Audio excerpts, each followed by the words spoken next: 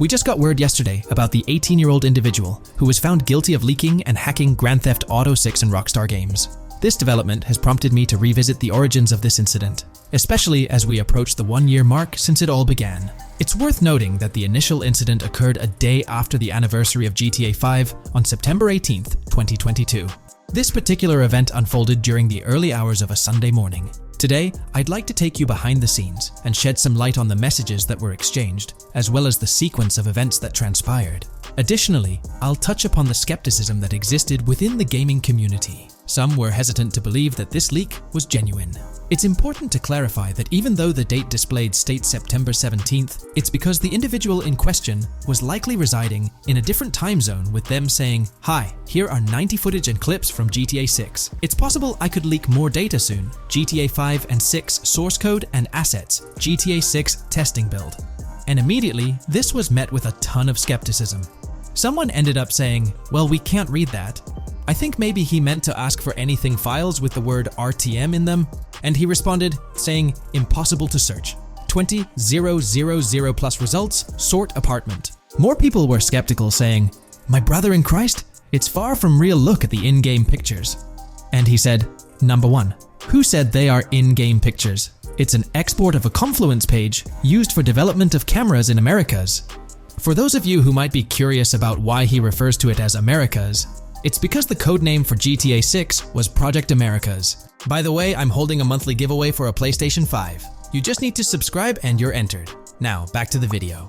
Moving on to the next comment he responded to, it's quite intriguing, especially in light of what we now know. His response essentially indicated that there's going to be federal people going after him, and that's exactly what happened, even though his response was, "WTF? That case seems a bit extreme." Here, he was discussing another incident where it appears that someone was employing mods in Grand Theft Auto, and they encountered a similar outcome.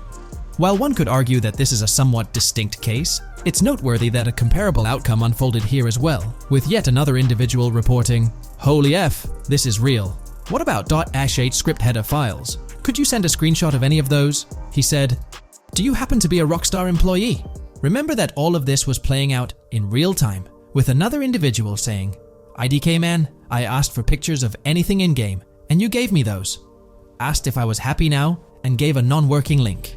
Either you're moving the goalpost, or you're trying to cover up the fact we caught onto you.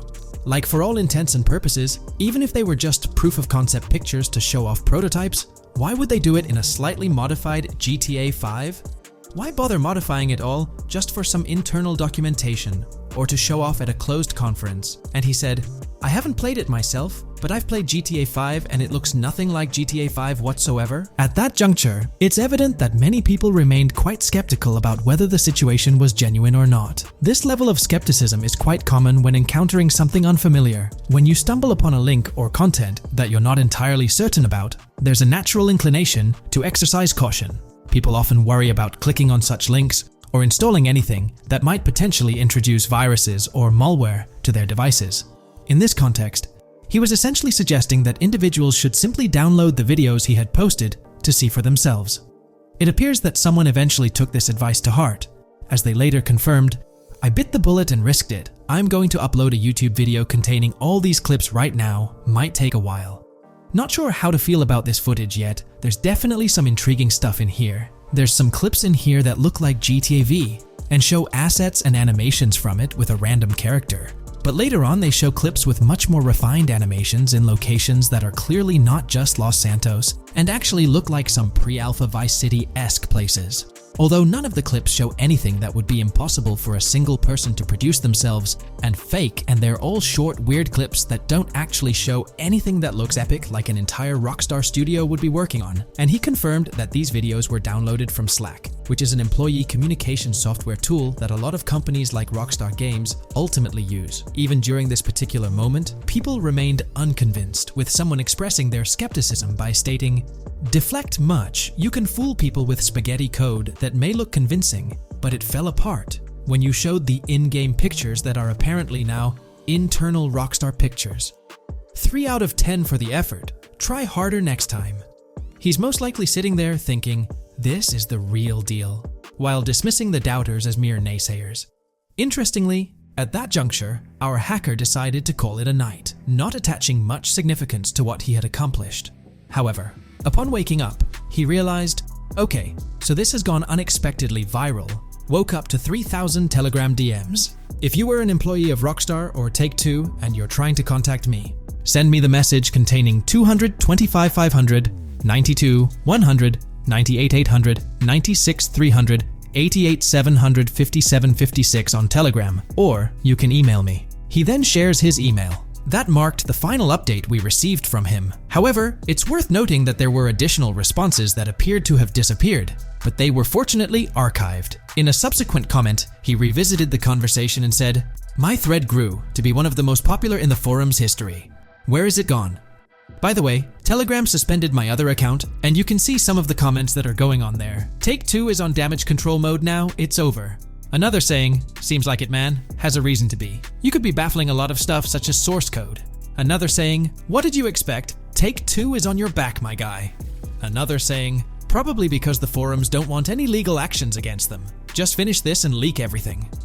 Another individual saying, "What is going on?" With others saying, "Take-Two DMCA'd the moderators, forced it to remove. Please use other subs or gaming leaks for future leaks. The mods are heavy here." Yeah, because Take-Two are hunting you down to assassinate you, bozo. Take-Two sends his regards. The thread in question appears to have disappeared without a trace. Therefore, aside from a lot of conversations reiterating what we already know, there's not much else to be found. To summarize, this provides a glimpse into the various online locations our infamous GTA 6 hacker frequented. Presently, he's notably absent from these chat rooms and forums, likely due to his legal situation following the guilty verdict. This retrospective perspective sheds light on the night and the hours following the GTA 6 leaks. Many of you might not have been aware of the extensive Discord discussions that unfolded, and it's intriguing to note that this is how it all began nearly a year ago. On another note, it's worth remembering that Rockstar Games did issue an official response to the leaks, confirming the authenticity of the GTA 6 footage. But I'm genuinely interested in hearing from you all in the comments below. Can you recall where you were when the Grand Theft Auto 6 leaks were unfolding? Were you asleep, awake, or checking out the leaked video footage initially?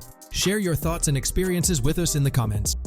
GTA 6, obviously all kinds of speculation. There's been some leaks, there's been some info out there. Can you guys share anything about the game? Even if we could, we'd have to kill your fucking asses afterwards, so it doesn't matter. No, we have no knowledge. there ain't nothing, man. So you guys weren't tapped for this game, or are you guys in this game? We have no knowledge, man. Okay. It's a mystery. For GTA 5, you guys had like obviously there's a massive rollout. You guys had to do all the recording beforehand, and it was like a big, obviously, job for everyone. But like, I'm sure you had to get NDAs and everything. How was that? Did you guys have to like keep completely quiet, or like, what were the rules on that? Oh yeah, you couldn't say anything, even to your family. I mean, we couldn't let anybody know anything.